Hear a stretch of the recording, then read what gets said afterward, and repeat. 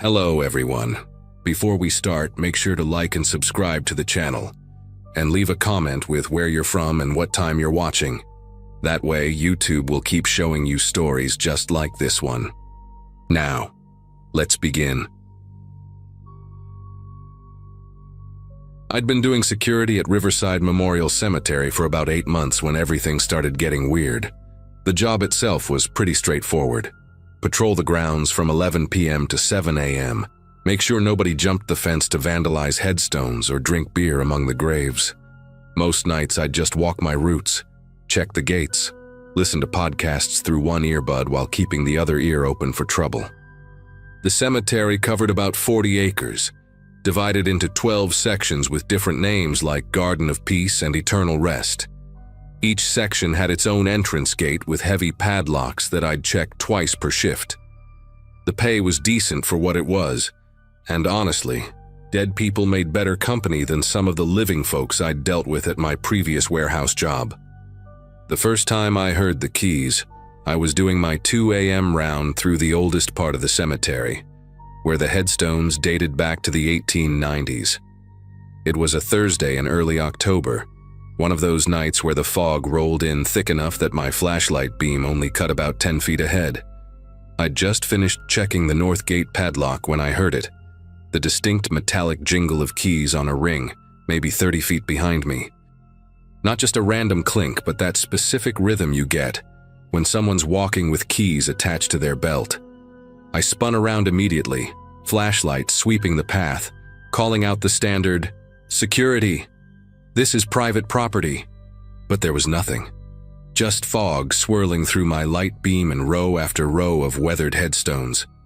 I stood there for a good minute, listening hard, but heard only the distant hum of traffic from the highway about a mile away. I figured maybe it was my own keys echoing off the monuments. Sound does weird things in fog. I kept walking, heading toward the Garden of Remembrance section, but about 5 minutes later, I heard it again. This time it was closer, maybe 15 feet to my left, and accompanied by another sound that made me stop dead in my tracks, the metallic scrape and click of a padlock being opened. The thing is, I could see the gate from where I stood. I trained my flashlight directly on it, and the padlock was right there, still closed, still secure. I walked over and physically checked it, tugging hard to make sure. Locked tight, just like always. But I'd heard what I'd heard. That wasn't my imagination. I'd been checking locks for 8 months. I knew exactly what they sounded like when someone opened them. The rest of that shift, I kept my flashlight on constant sweep mode, checking behind me every few steps. The sounds didn't come back that night, but I spent the remaining hours until dawn, with this uncomfortable tightness in my chest. I even called my supervisor, Greg, around 4 a.m., just to have another human voice in my ear. Told him I'd heard some noises, might be someone trying to mess with the gates. He said he'd check the security cameras in the morning, see if they picked up anyone, though we both knew the cameras only covered the main entrance and the administration building, not the grounds themselves. When my shift ended and the groundskeepers started arriving, I mentioned the noises to Phil, the head groundskeeper who'd been there for 15 years. He just shrugged and said raccoons sometimes made weird noises, especially during mating season. But I knew the difference between animal sounds and metal on metal.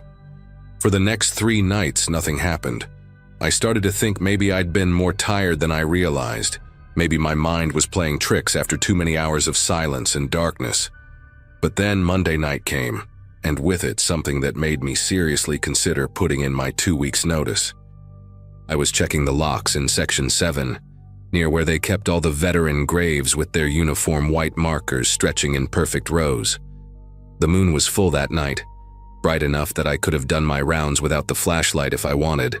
I'd just finished testing the lock on the east gate when I heard the keys again, but this time they weren't behind me or beside me. They were matching my pace exactly, like an echo that came half a second too late. Every step I took, I'd hear my footfall, then immediately after, the jingle. Step, jingle, step, jingle. I stopped walking. The jingling stopped too, but not right away. It continued for 2 more steps, like whoever was carrying those keys hadn't expected me to stop so suddenly. That's when things got genuinely terrifying. I heard the unmistakable sound of a padlock being unlocked, that specific sequence of the key sliding in, the mechanism turning, the shackle popping open, coming from the gate I'd just checked 10 seconds ago. I whipped around and ran back, my flashlight bouncing wildly, my breath coming in short bursts. The gate was still locked. I grabbed it, shook it hard enough to make the whole fence section rattle, but it didn't budge. The padlock was secure, cold to the touch, showing no signs that anyone had tampered with it. But while I was standing there trying to make sense of what was happening, I heard another lock opening behind me, then another, off to my right, then two more, simultaneously from different directions. It was like someone, or several someones, were going through the cemetery, unlocking every gate, except the gates remained locked. The sounds were so clear, so precise, that I could tell the difference between the older padlocks with their rustier mechanisms and the newer ones we'd installed last spring. I pulled out my phone and started recording audio, thinking maybe I was losing my mind and needed proof that this was actually happening. The recording picked up my heavy breathing, my footsteps on the gravel path, and yes, the jingling keys and the clicking locks. Clear as day. I sent the audio file to Greg right then, not caring that it was 1:47 a.m. Then I did something that probably went against protocol, but I didn't care anymore. I abandoned my usual route and headed straight for the maintenance shed where we kept spare equipment. Inside, I grabbed the biggest flashlight we had, one of those massive mag lights that doubled as a club, and went back out. The sounds followed me the entire way, keys jingling in that steady rhythm of someone walking, locks clicking open and shut. But now there was something else too. Footsteps on gravel, matching mine but slightly offset, like someone was walking right beside me but staying just out of sight. I need to explain something about cemetery paths. They're covered in very specific gravel, these small white stones that make a distinct crunching sound when you walk on them. There's no way to walk silently on those paths. Every groundskeeper and security guard who works there develops a rhythm to their walk that becomes as familiar as their voice. What I was hearing wasn't an echo of my own steps. The pattern was different. Longer strides, heavier footfalls, like someone taller and bigger than me was keeping pace alongside. I stopped abruptly and shone both flashlights in a wide arc around me. Nothing. Nobody. But the footsteps continued for 3 more paces before stopping, and they were coming from a spot maybe 6 feet to my left, where there was nothing but empty path and air. I actually walked over to that exact spot, waving my hand through the space, feeling like an idiot but needing to be sure. There was nothing there, but the gravel at that spot was disturbed, little divots in the stones like someone had just walked through. At that point, I made a decision that probably saved my sanity. I called the police. Not 911, but the non-emergency line, and I told them I was a security guard at Riverside Memorial, and I had strong reason to believe someone was trespassing on the grounds, possibly multiple people. I stayed on the line with the dispatcher while I waited, standing in the middle of the path with both flashlights on, turning in slow circles. The sounds had stopped completely the moment I made the call. Like whatever was making them knew I'd brought in outside help. 2 officers showed up about 12 minutes later, Officers Brennan and Foster according to their badges. I walked them through what I'd been hearing, played them the audio recording on my phone. Brennan, the older of the two, listened carefully and said it definitely sounded like keys and locks, but Foster seemed skeptical, kept asking if I'd been drinking or if I was on any medication. They did a full sweep of the cemetery with me, checking every single gate, looking for any signs of forced entry or tampering. We spent almost an hour going through all 12 sections, and they found absolutely nothing out of place. But here's the thing that made Officer Brennan pause. When we got to Section 4, near the Children's Memorial area, he stopped and asked me if I noticed anything unusual about the locks. I looked closer and realized what he meant. Every single padlock in that section was oriented differently than how I'd left them during my earlier round. Not unlocked, not tampered with, but rotated. Where I always left them with the keyhole facing down to keep rain out, they were now facing up or sideways. Brennan took photos and made notes, said it could indicate someone with a key had been through, even if they'd re-locked everything. He asked if any other guards had keys, if there was anyone who might be playing pranks. I told him only Greg and the cemetery director, Mrs. Novak, had master keys besides me, and neither of them would do something like this. After the officers left, promising to increase patrols in the area, I finished my shift in the security booth near the main entrance, refusing to do any more rounds that night. The next morning, I went straight to Mrs. Novak's office and laid everything out for her. The sounds, the recording, the police visit, the rotated locks. She listened without interrupting, then pulled out a manila folder from a filing cabinet behind her desk. Inside were incident reports dating back 8 years, all from night security guards, all describing the same thing: keys jingling, locks opening, footsteps on empty paths. 7 different guards had reported it. 3 had quit without notice. 1 had a nervous breakdown and ended up in psychiatric care for a week. Mrs. Novak told me that her father, who'd been the cemetery director before her, had experienced it too back in the 1980s. She said they'd had the locks changed 4 times, installed motion sensors that never picked up anything, even brought in a priest to bless the grounds.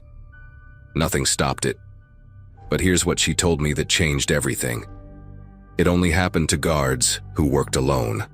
The moment they'd switched to 2-person night shifts, the incident stopped completely. She offered me a choice: stay on with a partner, they'd bring in someone from their contract security company, or transfer to day shift with a small pay cut. I took the partner option because I needed the night differential pay for my kids' medical bills. The very next night, I was paired with a guy named Jerome, who'd been doing security for 20 years. We walked the rounds together, and absolutely nothing happened. No keys, no locks, no footsteps. Just 2 guys with flashlights walking through a quiet cemetery. It's been 6 months now, and as long as Jerome or whoever else they pair me with is there, everything stays normal. But twice, when my partner called in sick and they asked if I could handle one night solo, I heard them again within an hour. The keys, the locks, the footsteps keeping pace beside me. Both times, I just returned to the booth and waited for dawn. Mrs. Novak never pushes it. She knows what happens when someone's alone out there. We don't talk about why it happens or what it means. We just know the solution. Never patrol alone. Whatever's out there, whether it's something explainable by science or psychology or something else entirely, it doesn't like being outnumbered. And that's enough for me to never find out what would happen if I stayed out there alone long enough for it to finish whatever it's trying to do with those locks.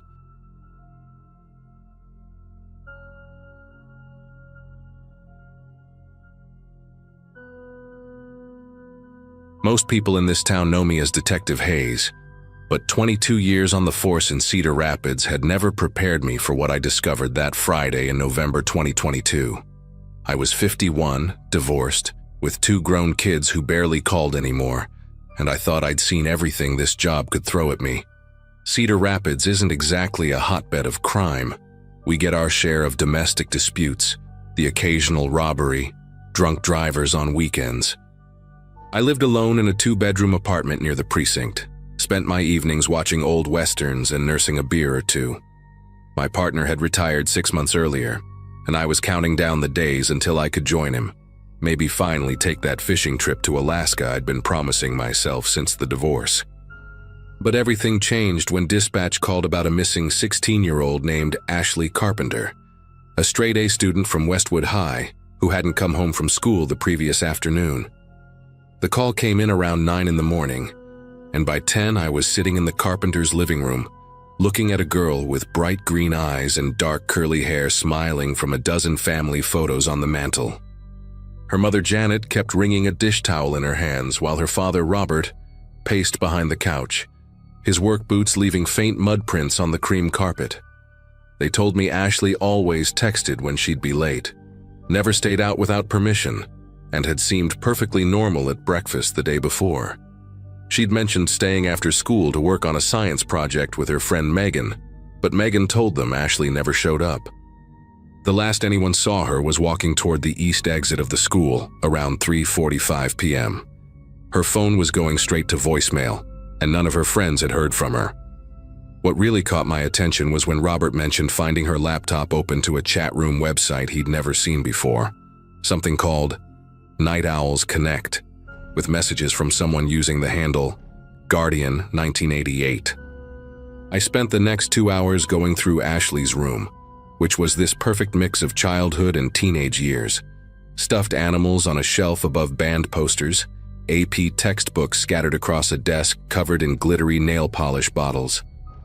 Her laptop showed conversations going back 3 weeks with this Guardian 1988 person who claimed to be a 19-year-old college student named Daniel, who understood what it was like to feel pressure from parents and teachers. The messages started innocent enough. Complaints about homework, jokes about teachers, music recommendations. But in the last week, they'd shifted. Daniel started talking about a special place where kids could hang out without adults watching, where they could truly be themselves. He'd sent her photos of what looked like an old stone building surrounded by trees, describing it as a forgotten spot where local teens had been meeting for generations. The last message, sent the morning she disappeared, simply read, "After school today, come alone. The others are excited to meet you." By noon, I had every available officer searching the usual spots: the mall, the park, friends' houses, anywhere a teenager might go to blow off steam. But I kept coming back to those photos on Ashley's laptop. The stone building looked familiar, like something I'd seen before but couldn't quite place. I enhanced the images, studied the architecture, the way the ivy grew up one side, the peculiar shape of the windows. Then it hit me. Those weren't windows. They were ventilation grates. The building was the old maintenance shed at Hillcrest Cemetery on the outskirts of town. I'd been there once, maybe 15 years ago, for a vandalism case. The cemetery had been mostly abandoned since the new one opened across town in 2010, only a handful of families still visiting graves there. The maintenance shed sat way in the back, hidden behind a row of massive oak trees that had to be at least 100 years old. If someone wanted to use it without being noticed, it would be the perfect spot. I drove out there alone first, wanted to scope it out before calling for backup. The cemetery gates were chained shut, but the fence had gaps where local kids had been cutting through for years. The November air was sharp and cold, dead leaves crunching under my feet as I made my way through rows of weathered headstones, some dating back to the 1800s. The farther back I went, the more overgrown everything became. Weeds choking the pathways, tree branches creating a canopy that blocked most of the afternoon sun. When I finally reached the maintenance shed, my chest tightened. Fresh tire tracks led around to the back, and the padlock on the door had been replaced with a new one, still shiny against the rusted chain. But what really made me reach for my radio was Ashley's purple backpack, the one with the rainbow patches her mother had described, sitting in the dirt beside the door. I called it in immediately, requesting backup and an ambulance on standby, then tried the door. It was locked solid, but I could hear something inside, a low humming sound like a generator running. While waiting for backup, I circled the building, checking for other entrances. Around back, I found a small window that had been boarded up, but some planks were loose. Pulling them aside, I shined my flashlight inside and nearly dropped it.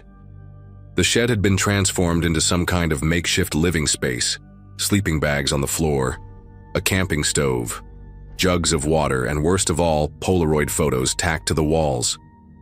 Dozens of them, all showing different teenagers, some smiling, some looking dazed or scared.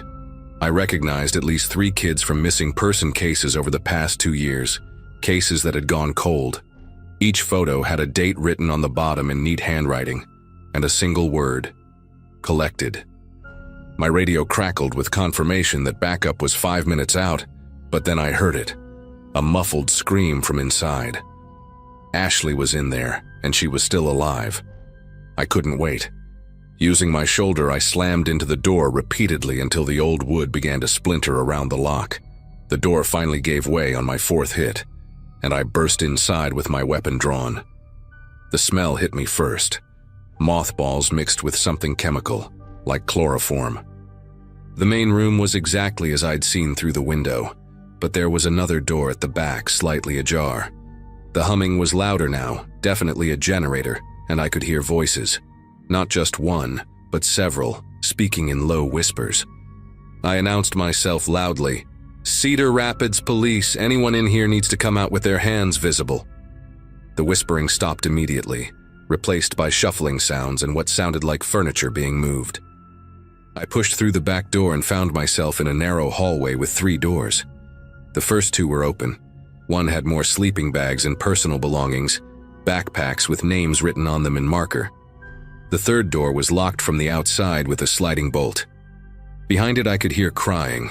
I slid the bolt back and pulled the door open to find Ashley huddled in the corner of a small room, her wrists zip-tied together, duct tape across her mouth.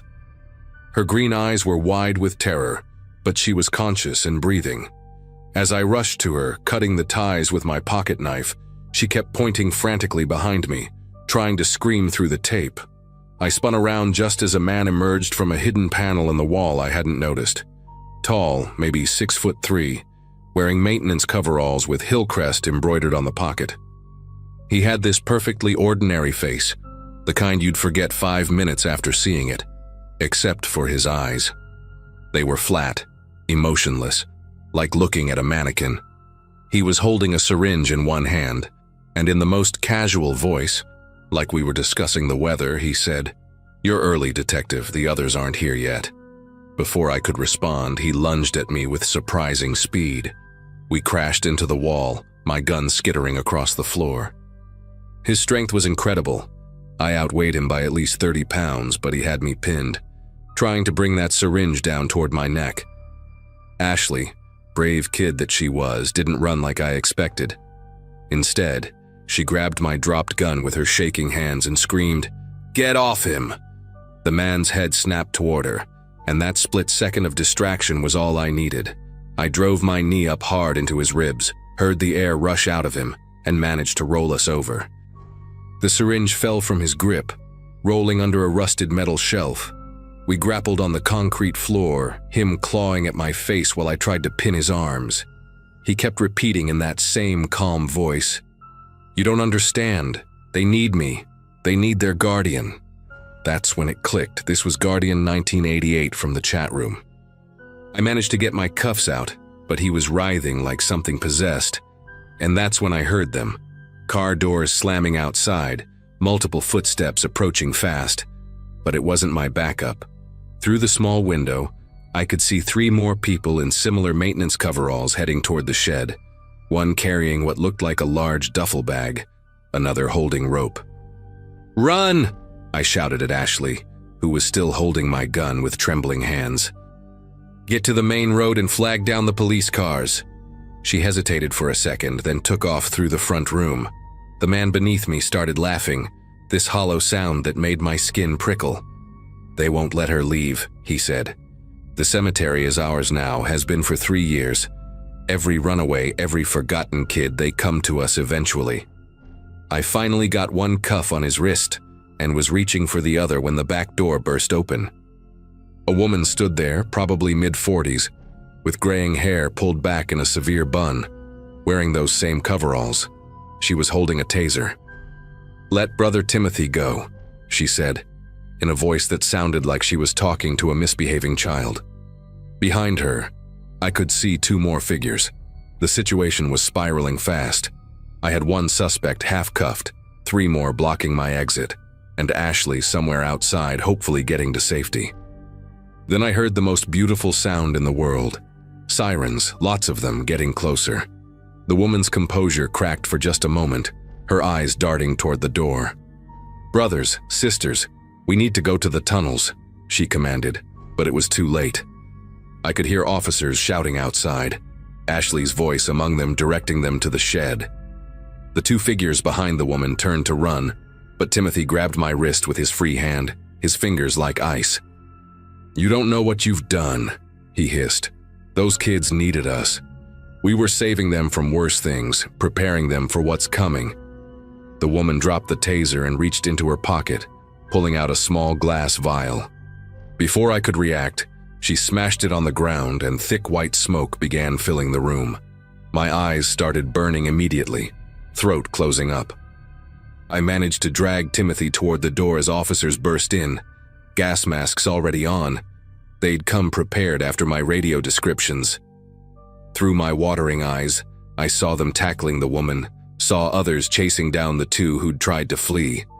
Timothy went limp in my grip, playing dead or unconscious, but I kept the cuff on him tight. An officer helped me outside where EMTs were waiting, and there was Ashley, wrapped in a blanket but standing strong, telling another detective everything she'd seen. The aftermath revealed more than anyone in Cedar Rapids wanted to know. The 4 people we arrested that day were part of something they called the Sanctuary, targeting vulnerable teenagers through online chat rooms, convincing them to meet at the cemetery. They'd converted the old maintenance tunnels beneath Hillcrest into a complex of rooms where they held kids for days, sometimes weeks, using drugs to keep them compliant while they prepared them, though for what they never clearly said. We found evidence of at least 12 teenagers who'd been through their hands in the past 3 years. Most had been released after being thoroughly terrorized and drugged, too scared or confused to report what happened. Some were still missing. Timothy, whose real name was Nathan Bowman, had worked as an actual maintenance worker at the cemetery until it closed. The woman, Judith Cray, was a former social worker who'd lost her license in 2018. The other 2 were brothers she'd recruited from her old case files. Ashley testified beautifully at the trial 6 months later. Turned out they'd only had her for about 4 hours before I showed up. Hadn't given her any drugs yet. She's in college now, studying criminal justice, and sends me a Christmas card every year. The cemetery was permanently closed, the tunnels sealed with concrete. But sometimes when I drive past that place, I think about what Timothy said, that they were preparing those kids for something worse. I never did figure out what he meant by that, and honestly, I'm not sure I want to know.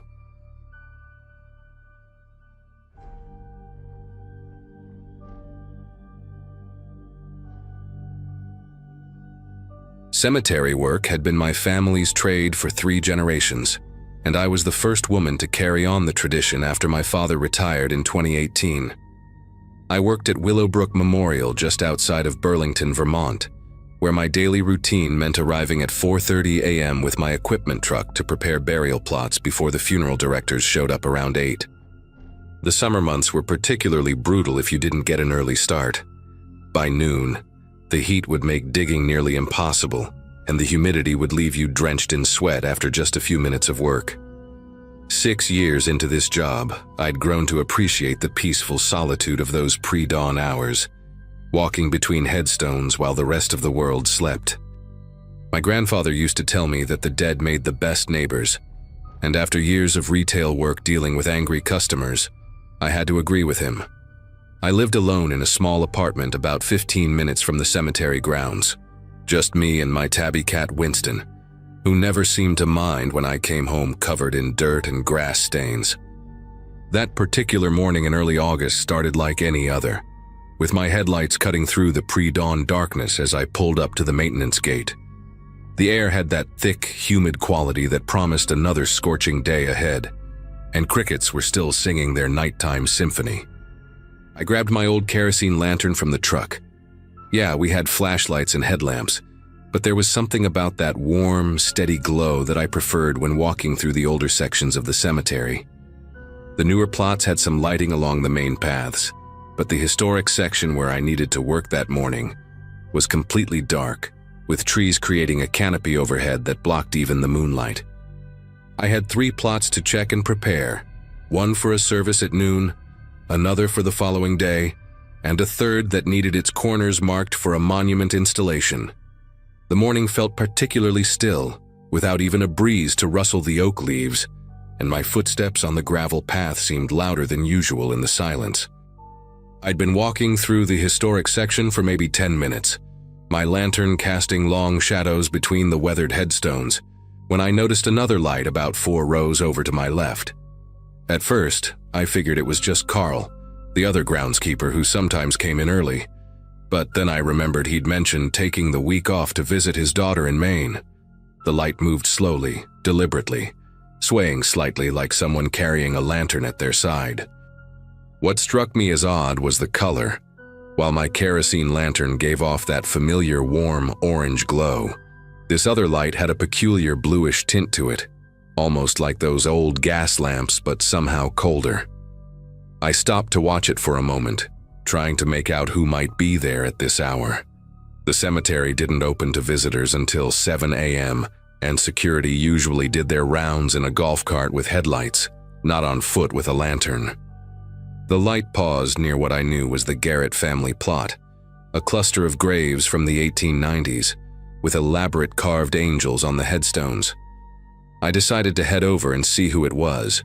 Probably just someone from the Historical Society doing research, though they usually scheduled their visits and definitely never came this early. As I made my way between the rows, trying not to trip over the older sunken graves where the ground had settled over decades, I kept my eyes on that strange blue light.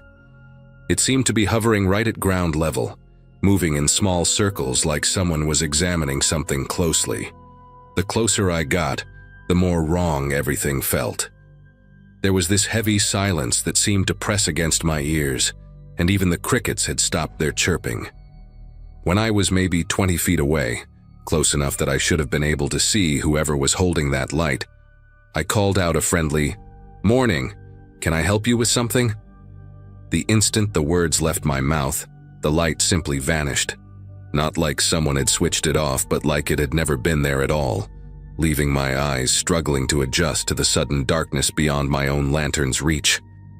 I stood there for a moment, holding my lantern higher to cast more light toward the Garrett plot, telling myself there had to be a logical explanation. Maybe it was some kind of reflection, or one of those phosphorescent fungi that sometimes grew on old wood, though I'd never seen any glow that bright or that blue. As I walked closer to where I'd seen the light, my boot caught on something soft and loose, nearly sending me tumbling forward. When I looked down, my breath caught in my throat. The ground was disturbed, not just disturbed, but freshly turned over with dark, moist soil mounded up like someone had been digging. The grass around the edges was torn up in chunks, and there were deep gouges in the earth, maybe 3 feet long and about a foot wide. I pulled out my work phone to check the schedule, already knowing what I'd find. No burials were planned for this section for at least another month. The Garrett plot had been closed since 1923 when the last family member was interred. The smell hit me then, not the usual earthy scent of freshly turned soil, but something else underneath it, something sweet and cloying that made my stomach turn. I've been around enough burial sites to know what decomposition smells like, but this was different, older somehow, like opening a room that had been sealed for decades. I knelt down beside the disturbed ground, setting my lantern on a nearby headstone to free up my hands, and that's when I noticed the pattern in the dirt. There were marks that looked almost like claw marks, or maybe someone digging with their bare hands, desperate and frantic. But what really made me stumble backward was what I found partially buried in the loose soil. A piece of fabric, probably wool based on the texture, with buttons that looked handmade from bone or ivory. The fabric was old, really old, the kind of material and craftsmanship you'd see in museums displaying Victorian-era clothing. My mind raced trying to make sense of it all while every instinct screamed at me to get away from that spot. I pulled out my phone to call security, but of course there was no signal in that part of the cemetery. The old trees and the hill blocked most cell reception. I grabbed my lantern and started backing away from the disturbed grave, planning to head to the maintenance shed where we had a landline, when I heard it, a sound like metal scraping against stone, coming from somewhere behind me. I spun around, holding my lantern out like a weapon, and saw another section of ground that looked wrong, maybe 30 feet from the first spot. This one was near the Thompson family monument, a tall obelisk from the 1880s, and the earth there was also torn up, but in a different pattern, almost like something had been dragged across it. The scraping sound came again, closer this time, and I could swear I heard something else with it, a rhythmic sound like labored breathing but deeper, raspier like air being pulled through wet cloth. My grandfather had told me stories about his years working the cemetery, mostly to scare me when I was a kid, but one thing he'd said suddenly felt very real. Sometimes the old ones don't rest as quiet as they should. I started moving faster toward the main path, not quite running but definitely not taking my time either, when my lantern's flame began to flicker and dim. I'd filled it that morning, checked the wick like I always did, but the flame was shrinking, turning from its normal orange to that same cold blue I'd seen in the other light.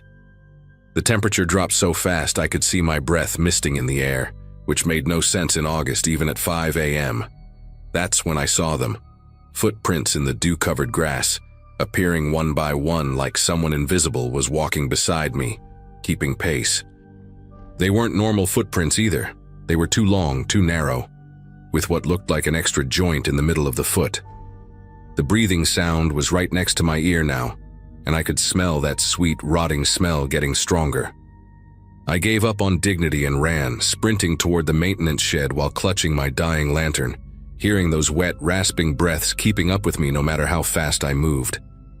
The maintenance shed was only about 200 yards away, but it felt like miles as I crashed through the cemetery, dodging headstones and jumping over low chain barriers between plots. My lantern went completely out halfway there, plunging me into darkness except for the faint pre-dawn glow starting to appear on the eastern horizon. Behind me, I could hear more than just breathing now. There was a dragging sound, like heavy fabric or maybe something worse being pulled across the ground, and underneath it all, a low humming that didn't sound quite human. The shed's outline finally came into view, and I fumbled for my keys while still running, grateful for once that I'd developed the habit of keeping them clipped to my belt loop. I slammed into the door, hands trembling as I tried to get the key into the lock, and that's when I felt it. Cold fingers, impossibly thin and long, brushing against the back of my neck, leaving a trail of something wet and gritty like grave dirt mixed with something else. The lock finally turned, and I practically fell through the doorway, slamming it shut behind me and throwing the deadbolt. Inside the shed, I scrambled for the light switch, my chest heaving as I tried to catch my breath. The fluorescent lights flickered on, harsh and normal and beautiful in their ordinary brightness. I grabbed the landline phone on the desk and called Tom, our head of security, trying to keep my voice steady as I told him someone had been vandalizing graves in the historic section. I didn't mention the lights or the footprints or the fingers that had touched my neck. How could I? While I waited for security to arrive, I looked out the small window facing the cemetery. The sun was starting to rise properly now, painting the headstones in soft pink and gold, and everything looked peaceful, normal, like nothing had happened at all. But then I noticed something that made my whole body go rigid. There were muddy handprints on the outside of the window, long and thin with too many joints, and they were fresh, still dripping. Whatever had followed me had stood right there, watching me through the glass while I made my call. Tom arrived about 10 minutes later with another security guard, and I led them back to the historic section, my legs still shaky from the adrenaline. In the full morning light, the disturbed graves were clearly visible, and Tom immediately called the police, treating it as vandalism and possible grave robbing. The cops came, took photos, wrote reports, and everyone seemed to accept the explanation that someone had been trying to steal historical artifacts from the old graves. It happens more often than people think, unfortunately. But I knew what they didn't. The fabric I'd found earlier was gone, dissolved or disappeared somehow, leaving only regular dirt behind. The strange footprints in the grass had vanished with the morning dew, and those handprints on the window had dried to nothing but regular mud smears that could have been anything. The police found no evidence of anyone entering or leaving the cemetery grounds. No cut fences, no tire tracks, nothing. They chalked it up to someone who knew the grounds well, maybe an inside job, and said they'd increase patrols for a while. I finished my shift that day because I needed the money and honestly didn't know what else to do with myself. But I never worked alone in the pre-dawn hours again. I switched to the afternoon shift, taking a pay cut but keeping my sanity. The disturbed graves were restored, resodded, and looked perfectly normal within a week, like nothing had ever happened. I did some research on my own time, diving into the cemetery's old records, and found something that still gives me chills. In 1924, there were reports of similar incidents: mysterious lights, disturbed graves in the historic section, and a groundskeeper who claimed someone was digging themselves out from the inside. That groundskeeper quit suddenly and left town, according to the records. The incident stopped after they installed new iron fencing around the historic section and had a priest bless the grounds. That blessing was supposed to be renewed every 50 years. I checked the dates. The last one had been in 1974, making it exactly 50 years when I had my encounter. I told the cemetery board about the blessing tradition, framing it as a historical preservation issue, and they agreed to have it done again, thinking it would be good publicity. Since then, there haven't been any more incidents, and I still work at Willowbrook, just never alone when it's dark. Sometimes on foggy mornings, I think I see a blue light between the headstones, but I've learned not to look too closely.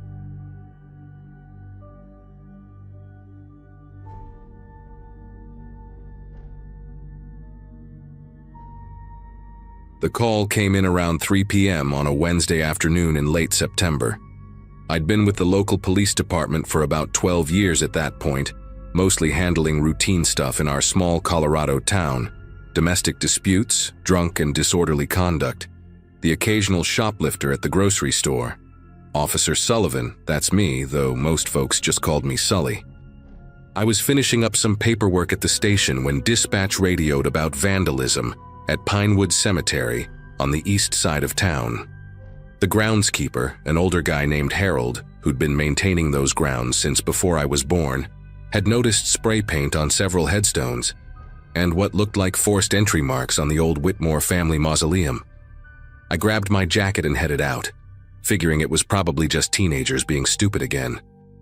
We'd had problems with kids drinking in the cemetery during summer break, leaving beer cans everywhere and occasionally knocking over the smaller headstones. The cemetery sat on about 15 acres of rolling hills, dotted with oak trees that were just starting to turn gold and red. I parked my cruiser near the main entrance and spotted Harold waiting for me by the maintenance shed, his weathered face creased with worry. He led me through the older section of the cemetery, past graves dating back to the 1890s, their stones worn smooth by decades of rain and snow. The Whitmore Mausoleum stood near the back corner, a limestone structure about the size of a small garage, with heavy iron doors and stained glass windows depicting angels. Built in 1923, according to the cornerstone. Harold pointed out the damage. Someone had clearly been working at the lock with tools, leaving scratches and gouges in the metal. But what caught my attention immediately were the footprints in the damp earth leading right up to the doors. Fresh prints, couldn't have been more than a few hours old based on how crisp the edges were.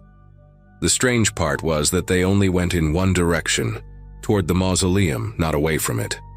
Harold handed me a large brass key from his ring, explaining that each mausoleum had a master key kept in the maintenance office for emergencies or when families requested access. The Whitmores hadn't visited in years. The last family member buried there was Eleanor Whitmore in 1987, and her children had all moved out of state. As I approached the doors, I noticed something else peculiar. The grass around the entrance was worn down in a subtle path, like someone had been coming and going regularly, but carefully enough not to make it obvious. There were also small scratches at about shoulder height on the door frame, fresh ones overlapping older marks that had started to rust. I put on my gloves and inserted the key, feeling resistance at first. The lock mechanism was stiff, probably from lack of use, but after some effort it clicked open. The metal hinges groaned as I pulled the heavy door open, and the smell hit me immediately. Not the musty, abandoned smell you'd expect, but something else. Body odor, food, and underneath it all, the sharp tang of urine. I clicked on my flashlight even though some afternoon light filtered through the stained glass windows, casting red and blue patterns across the stone floor.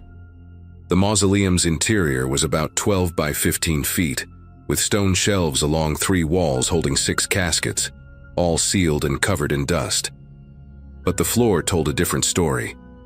In the far corner, someone had set up what looked like a makeshift living space. A sleeping bag was spread out on a foam camping pad, with a battery-powered lantern sitting beside it. Empty food containers were stacked neatly against the wall: canned soup, crackers, energy bars, bottles of water. A small pile of clothing sat folded on top of a plastic storage container. But what made my pulse quicken was the notebook lying open on the sleeping bag, pages covered in tight, cramped handwriting. Next to it sat a pair of binoculars and what looked like a small digital camera. I stepped closer, careful not to disturb anything, and read the first visible entry in the notebook. It was dated 3 days ago. The woman in the blue coat came again today. Third time this week. She always brings roses to plot 47B. Stays exactly 23 minutes. I radioed for backup and started documenting everything with my phone camera while waiting. Flipping through the notebook with my pen, I found pages and pages of observations dating back 4 months. Every entry meticulously recorded visitors to the cemetery, what they wore, which graves they visited, how long they stayed, what they brought, even snippets of conversations the person had apparently overheard. Man with the prosthetic leg visits his son every Monday at 2 p.m., always talks about the football scores. Another entry. Young couple at the infant section. She cried for 40 minutes today. He held her the whole time. The level of detail was unsettling. This person knew the morning routines of dozens of people, had studied their grief like some kind of twisted research project. Some entries had stars next to them, and these were even more detailed, including physical descriptions, car license plates, and speculation about their jobs and home lives based on their clothing and conversations. One starred entry from 2 weeks ago made me pause. The red-headed woman who visits grave 12C drives a silver Camry. License plate starts with 7G4. Wedding ring tan line but no ring. Always parks in the same spot. Lives alone. Mentioned it to her dead mother today. The camera's memory card was nearly full when I checked it. Hundreds of photos, all taken from various hiding spots around the cemetery. Some were shot from behind trees, others from inside the mausoleum looking out through the stained glass windows. The quality wasn't great, but faces were clearly visible. There were photos of people crying, hugging, talking to headstones, leaving flowers. Private moments of grief captured without permission.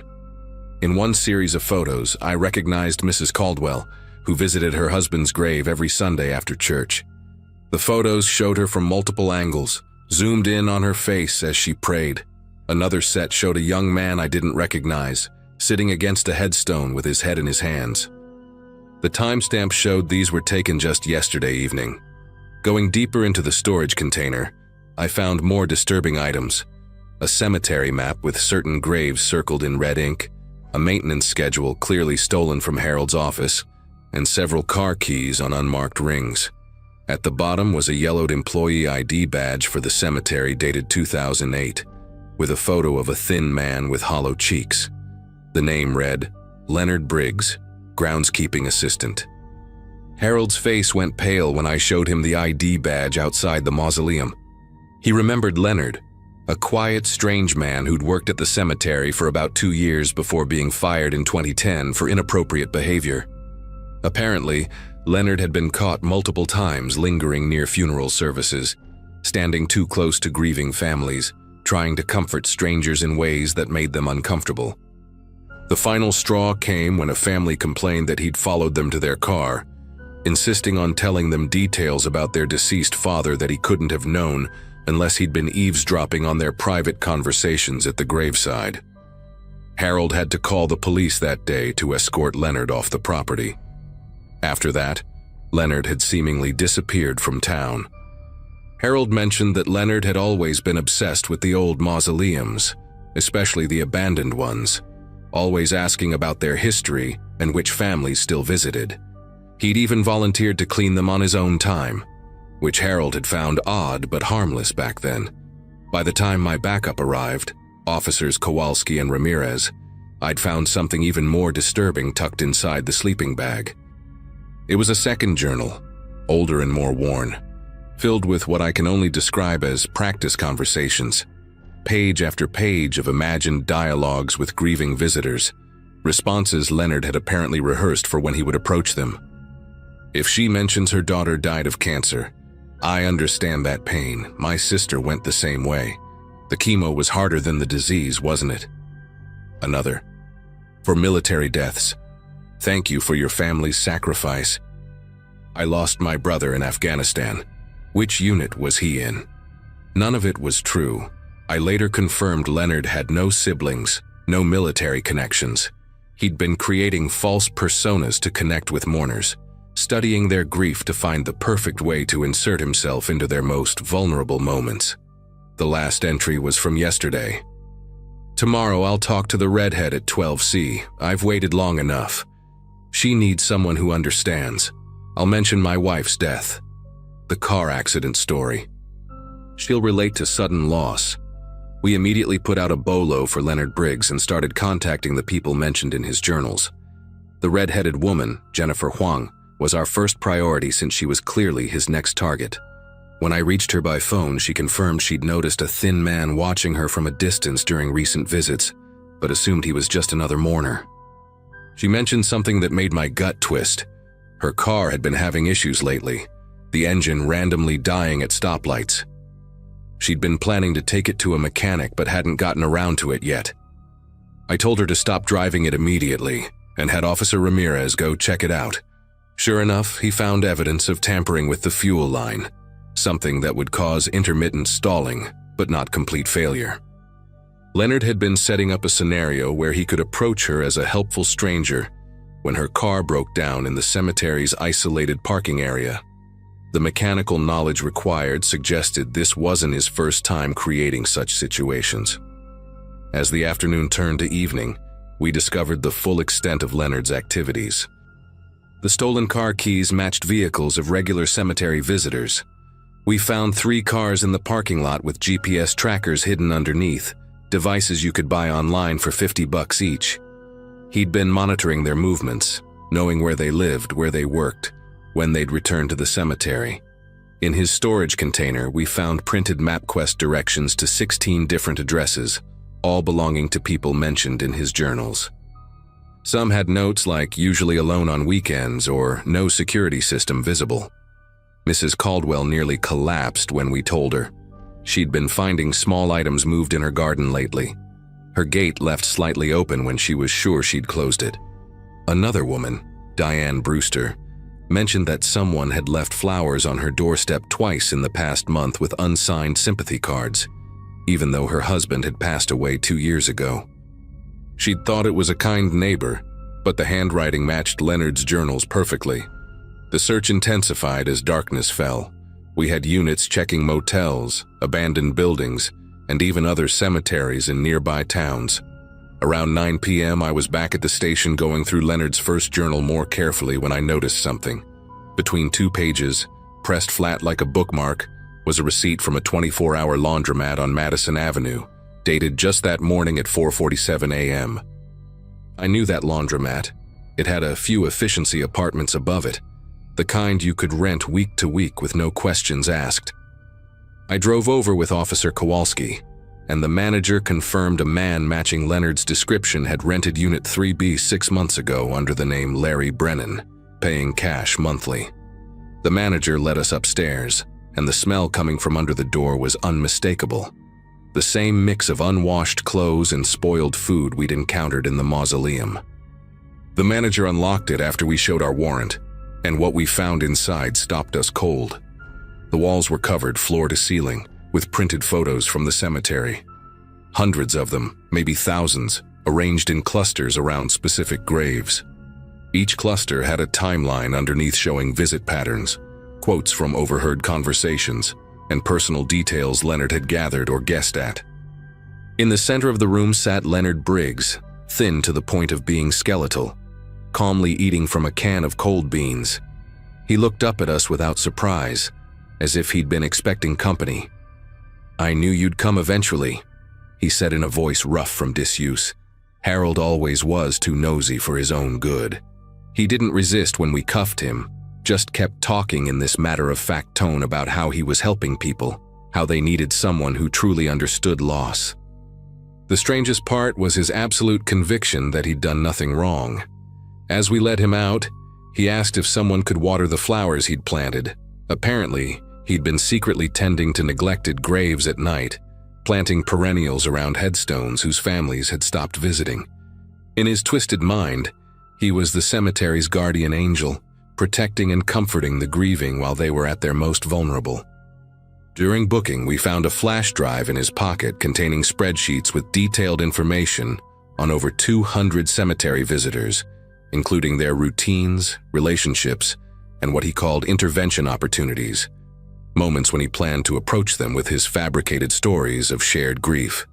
Leonard got 15 years, stalking, criminal harassment, breaking and entering, theft, and attempted kidnapping for what he'd planned with Jennifer Huang's car. The judge called it one of the most extensive stalking cases she'd ever seen. During the trial, it came out that Leonard had lost his own mother when he was young and had been raised by an aunt who wouldn't let him attend the funeral or visit the grave. He'd developed this obsession with cemeteries and grief, spending decades studying how people mourn, convincing himself he could provide the comfort he'd never received. The prosecution's psychiatrist testified that Leonard showed signs of delusional disorder, genuinely believing he was performing a public service. Even in court, he tried to address some of his victims directly, telling them he knew exactly which days were hardest for them, and offering condolences with details that proved he'd been watching them for months. Several people had to leave the courtroom when he started reciting personal conversations they'd had at grave sites, words they thought only the dead had heard. The cemetery installed security cameras after that, and Harold retired early, saying he couldn't walk those grounds anymore without wondering what else he'd missed over the years. Some families moved their loved ones to other cemeteries, unable to shake the feeling of being watched even after Leonard was locked up. Jennifer Huang still visits her mother's grave, but never alone anymore, always bringing her sister or a friend. She told me once that the worst part wasn't the fear, but the contamination of her grief. Those private moments with her mother had been transformed into someone else's entertainment, her pain cataloged and analyzed like data points in Leonard's sick project. As for me, I still patrol that cemetery sometimes, especially in the early morning or late evening when it's quiet. I check the mausoleums, look for signs of disturbance, and wonder how many other Leonard Briggs might be out there, hidden in plain sight, feeding on sorrow like vampires of grief. The Whitmore Mausoleum was cleaned and resealed, but I know Harold's replacement keeps those locks well oiled now, checking them weekly, just in case.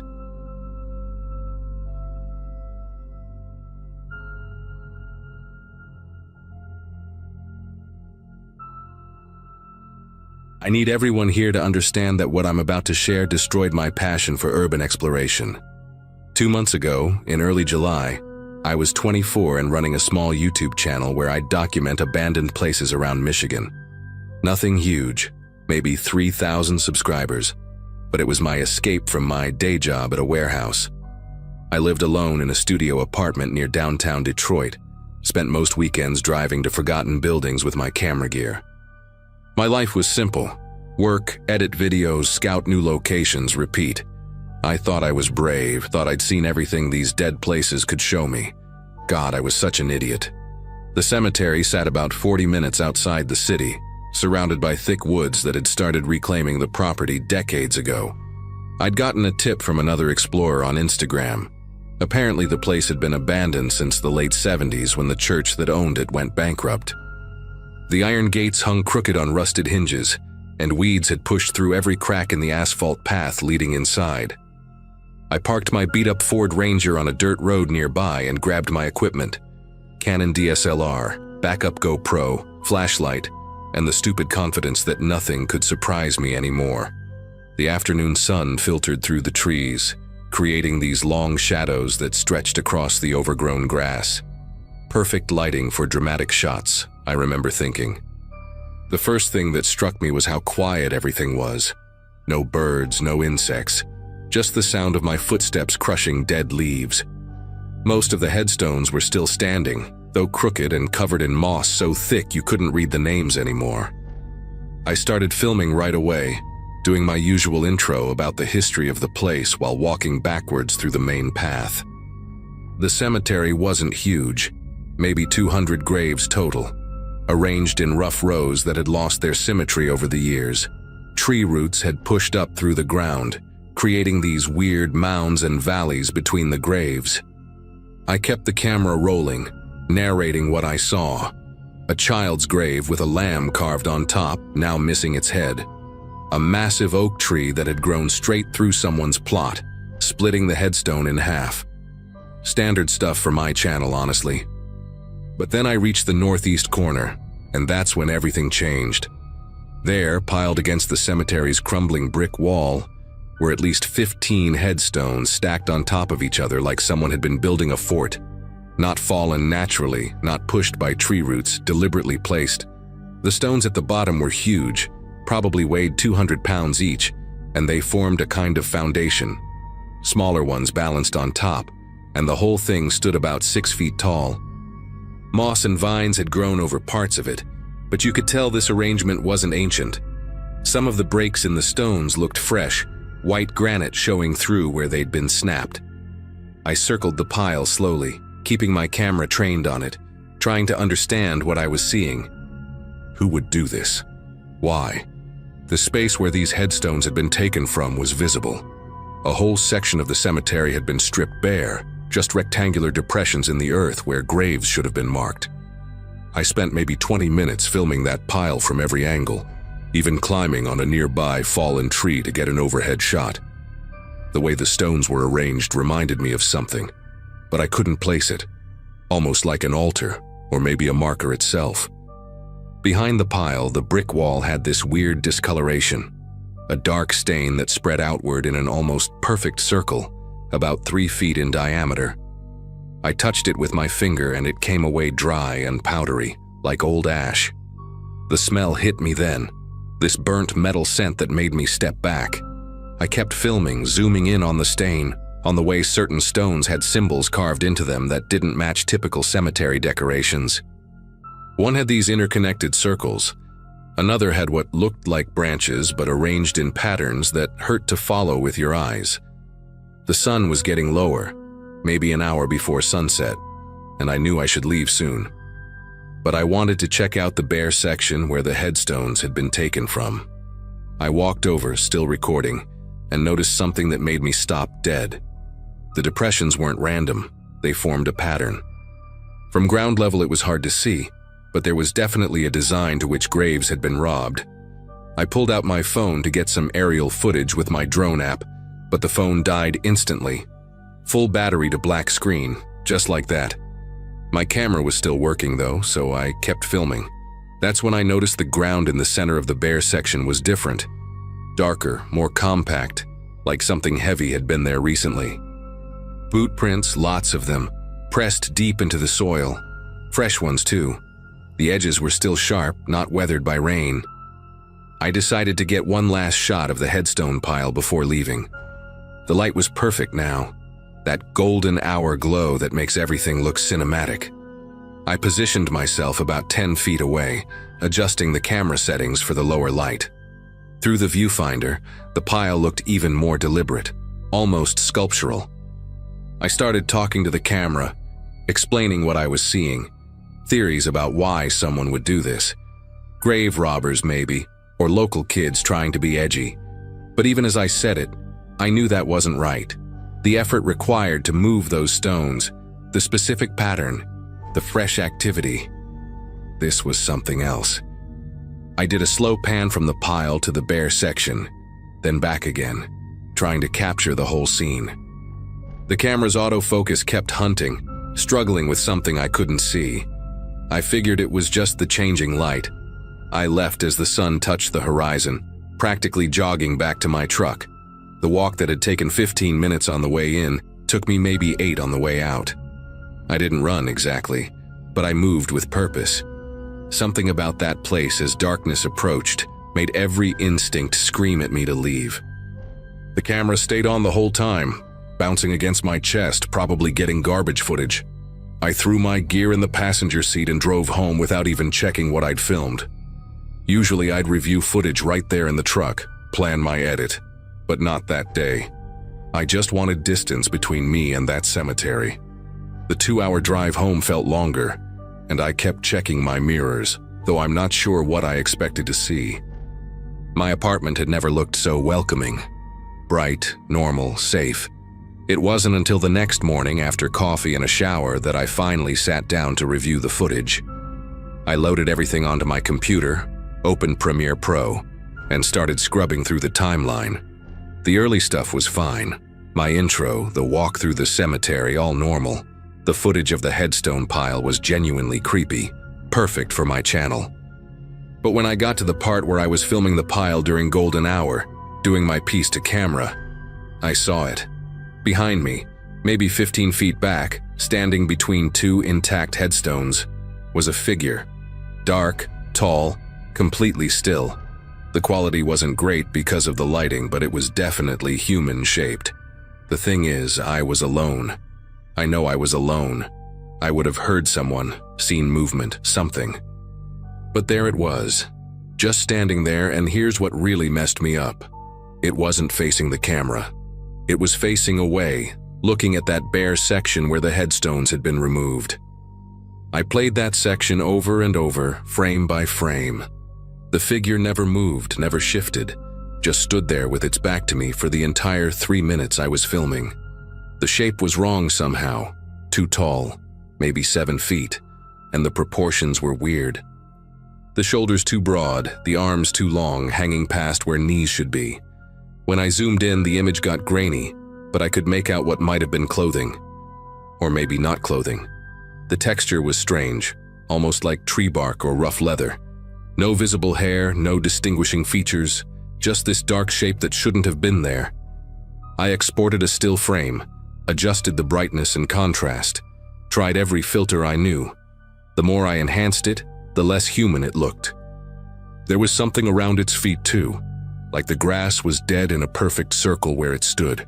I went back through all the footage, every single second looking for that thing.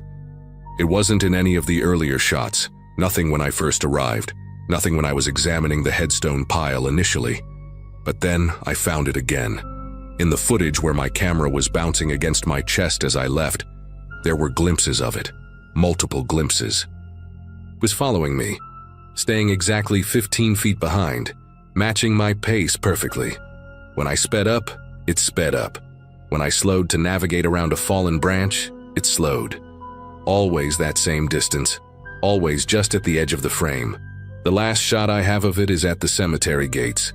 It's standing just inside, still and dark as I passed through. After that, nothing. But here's what keeps me awake at night. In that final frame, for just a split second as the camera swung past, it wasn't alone. There were others, maybe 4 or 5 similar shapes, standing among the headstones, all facing the parking area where my truck was. I never posted that video, deleted everything, formatted the memory cards, even considered throwing the camera away. For weeks, I couldn't sleep properly, kept seeing that figure in my peripheral vision. I stopped making videos altogether, let my channel die, ignored messages from subscribers asking where I went. Eventually, I moved to a different apartment, changed jobs, tried to forget. But sometimes I still dream about that cemetery, about those deliberately stacked headstones, about what they might have been marking or containing. I dream about that bare section of ground and wonder if those graves were emptied from below or from above. Mostly, though, I dream about driving back there and finding my own headstone added to that pile, fresh white granite with my name clearly visible. I wake up from those dreams gasping, and I know with absolute certainty that those things are still there, still watching, still waiting for someone else to discover them.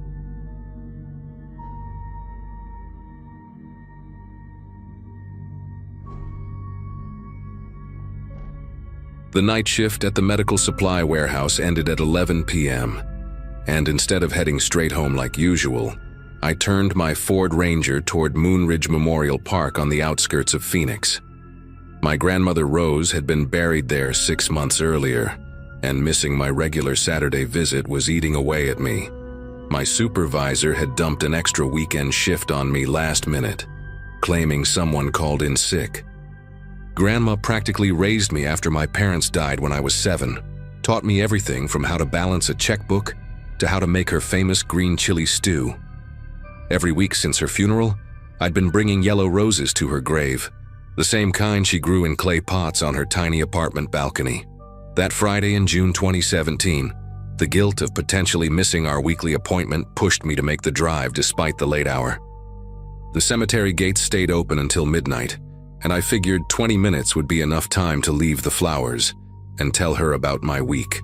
Moonridge Memorial Park sat where the city gave way to desert, surrounded by a crumbling stone wall that looked older than half the graves inside. I parked near the entrance under the only working security light. The other two had been broken for months, according to the maintenance guy I'd chatted with during previous visits. The bouquet of yellow roses I'd grabbed from the all-night grocery store lay on the passenger seat, wrapped in that crinkly cellophane that sounds too loud in quiet places. The temperature had finally dropped from the day's 105 degrees to something bearable, maybe 75, and a slight breeze carried the smell of creosote bushes from the desert. My phone showed 11:08 p.m. as I grabbed the flowers and headed through the gates. The gravel path crunched under my work boots, and past the first row of headstones, the darkness pressed in from all sides. Section K, where Grandma rested, was a good 5-minute walk toward the back, near a gnarled mesquite tree that somehow pulled enough water from the ground to stay alive. I'd made this walk dozens of times in daylight, could probably navigate it with my eyes closed, but everything shifts in the dark. Headstones that looked welcoming under the sun became gray teeth jutting from the earth, and the decorative angels on the older monuments threw strange shadows that seemed to move when you weren't looking directly at them. The newer sections had flat markers flush with the ground, easier for the lawnmowers, the groundskeeper once told me. But Section K still had the old-style upright stones from the 80s and 90s. Grandma's was simple. Just her name, Rose Evelyn Hartley. The dates and beloved mother and grandmother carved in plain letters. Someone had left a small American flag from Memorial Day that had faded in the desert sun. As I knelt to place the roses in the permanent vase attached to the stone, I started talking to her like always, telling her about the new guy at work who kept stealing lunches from the break room fridge, about how my neighbor's cat had kittens last week. The words came out in whispers, partly out of respect for the dead, partly because speaking at normal volume felt wrong in all that stillness. That's when I heard it the first time. My name carried on the breeze, so faint I almost convinced myself it was just the wind through the mesquite branches. Amanda, it seemed to say, drawn out like someone calling from very far away. I stood up, scanning the darkness beyond my phone's flashlight beam. The cemetery stretched out in all directions, row after row of stones barely visible in the dim moonlight. Nobody else would be here this late, I reasoned, especially not on a Friday night when normal people were out at bars or home watching Netflix. But then I heard it again, clearer this time, coming from somewhere off to my left where the older sections bordered a dried-up wash. Amanda. Not urgent or threatening, just calling. My rational brain tried to explain it away. Maybe teenagers hanging out drinking beer among the headstones like kids sometimes did. Except teenagers would be louder, laughing, making noise. This voice had a quality that made the hair on my arms stand up, like hearing a song played in a minor key when you expected major. I decided to finish up quickly and leave. Grandma would understand. She'd always been practical, never one for unnecessary risks. I touched the cold granite of her headstone, whispered a quick goodbye, and turned back toward the path. The flashlight on my phone carved a narrow tunnel through the darkness, and I kept it aimed straight ahead, refusing to look at the shadows pressing in from both sides. My work boots seemed impossibly loud on the gravel, each step echoing between the monuments. About halfway back to the entrance, near a section where they'd recently installed a new row of black marble headstones that reflected my flashlight like dark mirrors, I heard my name again. This time from the right, from behind a cluster of old family crypts built into a small hill. Amanda. Then before I could process it, another voice from somewhere behind me. Amanda. Different pitch, different tone, like two distinct people were calling me.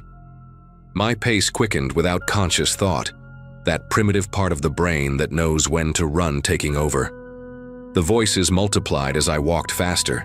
They came from between the headstones, from behind the larger monuments, from the patches of ornamental juniper bushes the cemetery used to mark section boundaries. Amanda, Amanda, Amanda. Some whispered, some spoke in normal tones, some sounded almost like singing. Male voices, female voices, and some I couldn't identify as either. They weren't getting louder exactly, but there were more of them, overlapping like a twisted chorus. None of them sounded angry or aggressive. If anything, they sounded curious, almost welcoming, which somehow made it worse. My phone battery was at 12%, I noticed with a spike of panic.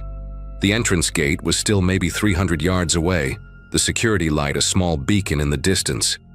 I broke into a jog, no longer caring about being respectful to the dead. The roses I'd brought for Grandma flashed through my mind. I'd left the cellophane wrapper on the ground by her grave, littering in a cemetery. The thought was absurd given the situation, but the brain does weird things when it's terrified. Then I saw movement. Not dramatic or obvious, but subtle shifts in my peripheral vision. Between the headstones, shapes that weren't quite shadows and weren't quite light seemed to drift from stone to stone. They moved wrong, too fluid like smoke given form, but not following the laws of physics smoke should follow. When I turned my flashlight toward them, nothing was there except granite and marble and the occasional plastic flowers left by mourners. But the moment the light moved away, the movement resumed. The voices grew more insistent, and now I could make out words beyond just my name. "Stay," one said, clear as if someone stood next to me. "Remember us?" came from near a tall obelisk monument. "Lonely," whispered from somewhere low, maybe from one of those flat markers I'd been walking over. My jog turned into a run. Sweat ran down my back despite the cool air, and my breathing came in ragged gasps that seemed too loud, like I was broadcasting my location to whatever was following me. Because something was definitely following me now. I could hear footsteps on the gravel behind me, matching my pace perfectly. Except when I risked a glance backward, the beam of my dying phone showed nothing but empty path stretching into darkness. The footsteps continued, though, steady and deliberate, maybe 20 feet behind me. The voices had organized themselves into something almost like a conversation, talking to each other about me as if I wasn't there running for my life. She's young. She remembers. Like the others who come at night. But she can hear.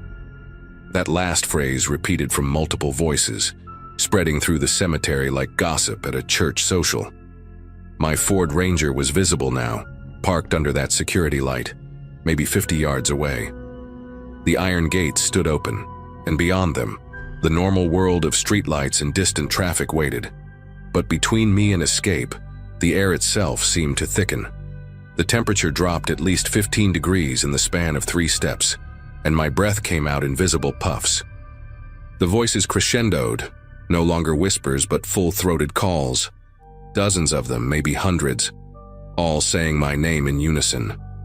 The sound pressed against my eardrums, not painful but overwhelming, like being underwater in a pool where everyone above is shouting. My phone died completely just as I reached the last row of graves before the parking area. The sudden darkness nearly made me trip over a low border fence made of decorative chain, but muscle memory and adrenaline kept me moving. In that complete blackness, with only the distant security light to guide me, the cemetery transformed into something else entirely. The air sparkled with tiny points of light, like fireflies but wrong. They pulsed in patterns that seemed deliberate, almost like Morse code or heartbeats. Each grave I passed seemed to exhale a cold breath, and I swear I felt fingers brush against my jacket, my hair, the back of my neck. Not grabbing or violent, more like blind people trying to identify who was rushing past them.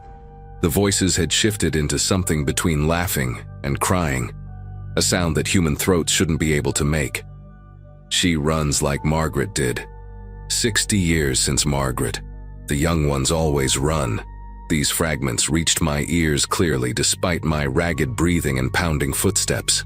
I burst through the cemetery gates like breaking through the surface of water, gasping and stumbling. The normal sounds of the world rushed back. Distant cars on the highway, a dog barking somewhere in the neighborhood, the electrical hum of the streetlight. I fumbled for my keys with numb fingers, dropped them once on the asphalt, grabbed them, and practically threw myself into the truck. The engine turned over on the third try. It always needed coaxing when the temperature changed quickly, and I reversed out of that parking spot so fast I nearly clipped the stone pillar by the entrance. In my rearview mirror, just for a second before I turned onto the main road, I saw them. Hundreds of pale, translucent figures standing just inside the cemetery gates, packed together like commuters waiting for a train. They weren't looking at me.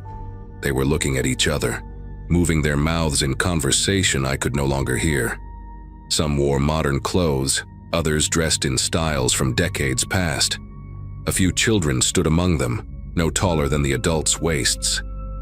One woman in what looked like a 1950s sundress raised her hand in what might have been a wave. Then I turned the corner and they were gone, just the cemetery gates and darkness in my mirror. I drove home on autopilot, gripping the steering wheel hard enough to leave marks on my palms. My apartment complex never looked so welcoming. Ordinary, boring, beautifully normal with its identical beige buildings and neatly trimmed hedges. Inside, I turned on every light, made coffee I didn't drink, and sat on my couch until dawn trying to make sense of what happened. I called in sick the next day and the day after that. On Monday, I finally went back to work, but took a different route that didn't pass anywhere near Moonridge Memorial Park. I researched the cemetery online, finding nothing unusual in its history. No mass graves, no scandals, no ghost stories. Just a normal cemetery that had been there since 1963. But I did find an old newspaper archive from 1964 about a woman named Margaret Fielding, who disappeared after visiting her husband's grave at night. Her car was found in the cemetery parking lot, engine still running, but she was never seen again. The article mentioned she'd told her sister she heard voices calling her name whenever she visited after dark, but everyone assumed grief was making her imagine things. I never went back to visit Grandma Rose at night. For 3 weeks I couldn't bring myself to go at all, but the guilt eventually won. Now I only visit on Saturday mornings when the sun is high and other people are around, and I never stay past noon. I switched to artificial flowers. They last longer, and I don't have to visit as often. Sometimes other visitors mention hearing things at night, always in that casual way people bring up experiences they're not sure really happened. The groundskeeper, an older man named Frank who's worked there for 30 years, once told me the cemetery gets active after dark, but wouldn't elaborate. I still hear those voices sometimes in my dreams, calling my name in that overlapping chorus, inviting me back. The worst part is they don't sound threatening anymore. They sound lonely, like a gathering of people who just want someone new to talk to, someone who can still hear them. I think about Margaret Fielding a lot. Wonder if she finally answered their call. If she's standing there now with the others just inside the gates, waiting for the next person who visits after dark. Grandma Rose always said the dead don't want to hurt us. They just want to be remembered. Maybe she was right, but I'm not brave enough to find out.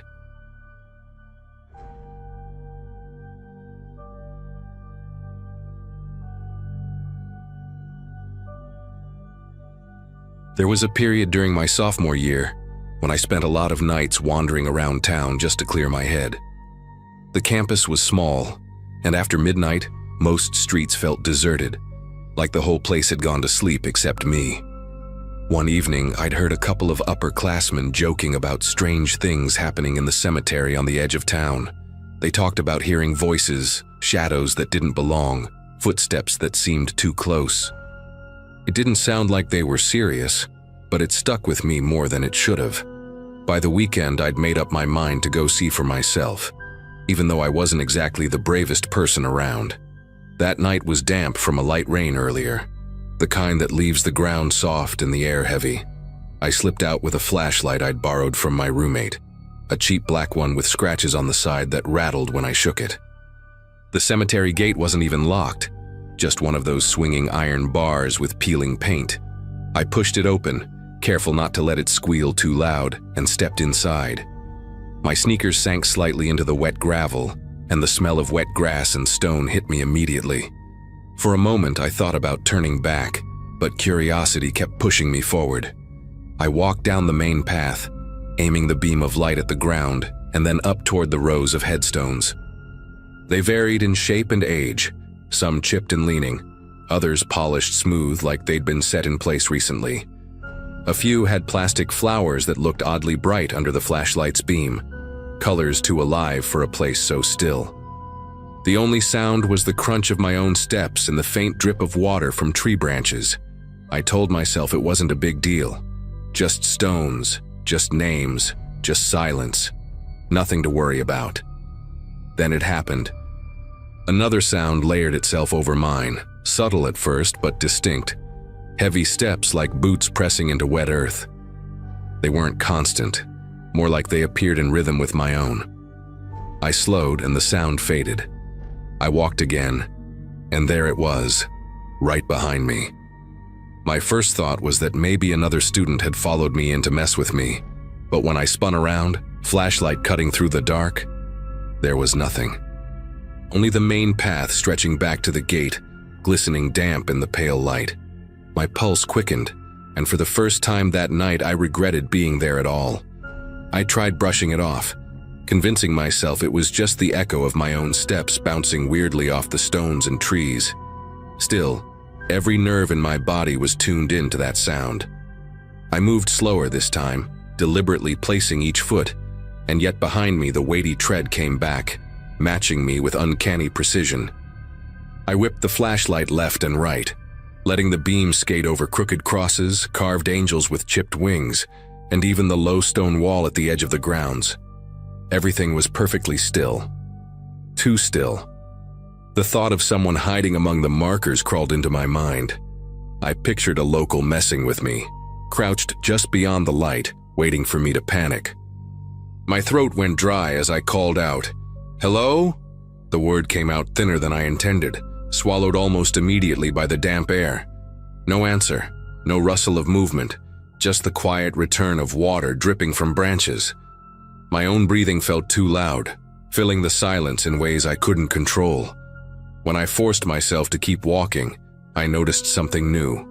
The soil along the main path glistened, soft and dark from the earlier rain, and there, next to my own prints, were others. Fresh, deep impressions of a shoe with a wide sole. They weren't random. Each one lined up perfectly with my stride, like someone invisible was shadowing every step I took. My flashlight trembled slightly as I angled it closer, following the trail. Wherever I stopped, the last print matched exactly, ending right beside mine as though someone had halted in sync. The air pressed heavier around me, damp and suffocating, and every instinct screamed to leave. Yet my legs locked into this rhythm of moving and checking, moving and checking. Each time I spun around, the steps fell silent, but the evidence was stamped clearly into the ground behind me. It was no echo, no trick. Someone or something was there, pacing me without ever revealing itself. The realization sent a deep shiver crawling up my spine, and for the first time I understood why people told stories about this place in hushed voices. I backed away from the prints, trying to convince myself to leave before my nerves completely gave out. The gate wasn't far. I could see the faint glimmer of the streetlight beyond it, but the path leading out felt impossibly long now, every step dragging as though I were walking through water.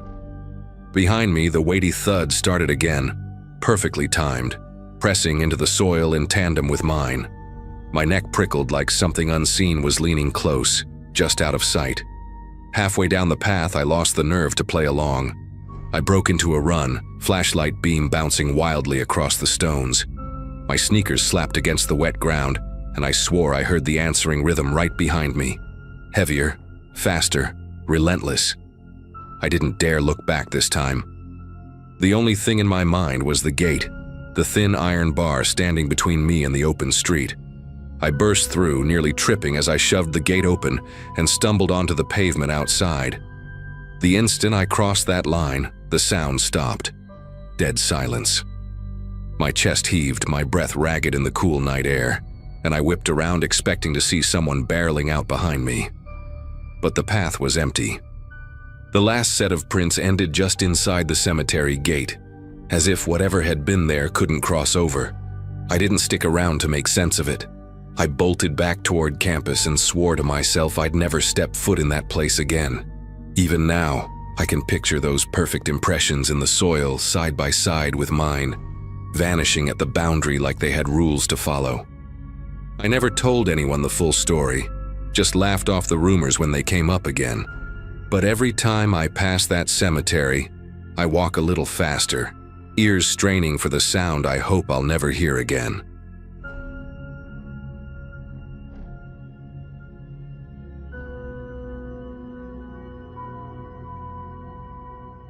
There was a stretch in my teenage years when hanging out after dark felt like the only way to shake the boredom of our small town.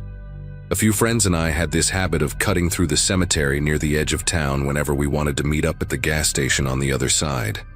It shaved at least 15 minutes off the walk, and even though the place carried a heavy silence that made most people uneasy, we thought it was just another shortcut.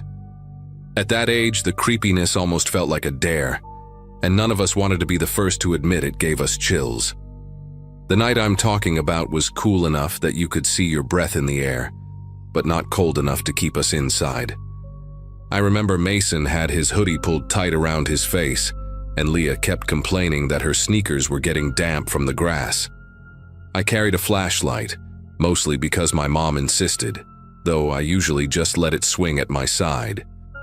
The cemetery was dark except for one flickering light near the entrance, right by the public restroom building that no one ever seemed to use. As we passed by that building, a sound cut through the stillness. It wasn't an animal, and it wasn't the wind. It was a pounding, rhythmic and sharp, echoing against the cement walls of the restroom.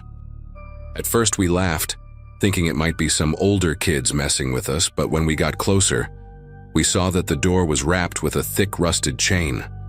The lock was so corroded it looked fused to the metal. No way anyone had just closed it up that night. The banging didn't stop. If anything, it grew more desperate the longer we stood there. Each hit rattled the door and sent vibrations into the ground, like someone inside was slamming their fists, or maybe even kicking with everything they had. Leah whispered that we should leave, her voice barely carrying above the thudding, but Mason stepped forward as if to challenge whatever was making the noise. I wanted to believe it was a prank, but the sheer force behind those sounds didn't feel like something staged. Mason leaned closer, aiming the beam of my flashlight at the chained door. The paint on the frame was chipped, curling away to expose raw wood underneath, and dust covered the hinges.